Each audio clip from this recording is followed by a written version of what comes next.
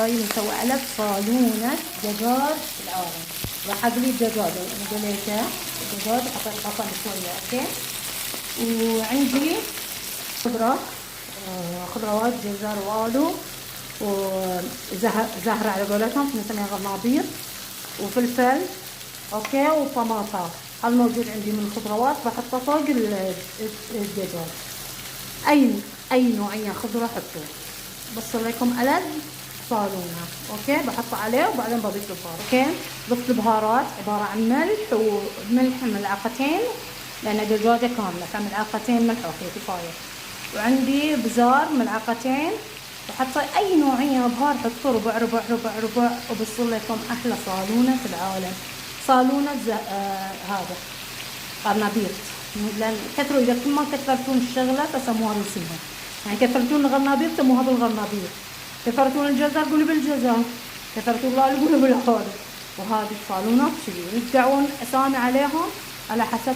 اصلا لكم اسامي غريبة واعطوها وياها. الخلاط يا اختي خلاطي خليها تصير ألذ صالونة في العالم. خليها تتثبت وتنقلي شوية الخضروات شوي ويغطي عليها. خلي نطلع الماي الخضروات اللي فيه.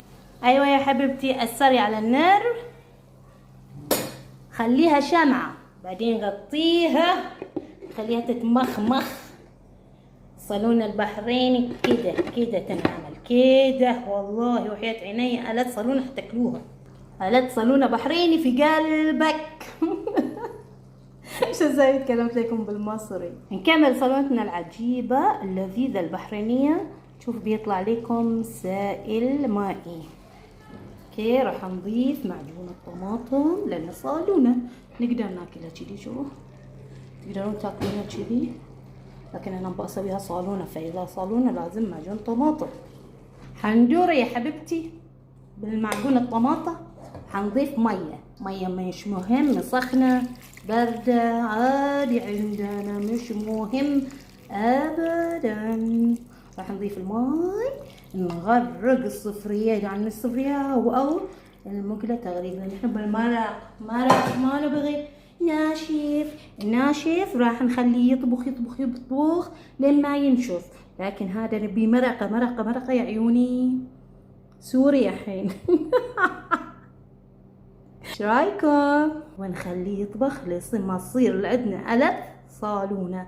طول على النار عمري طولي. نقول قصرنا احنا نطول. خلي حبيبتي مكشوفة لا تغطيها. اذا غطيتينها راح ينسكب لنا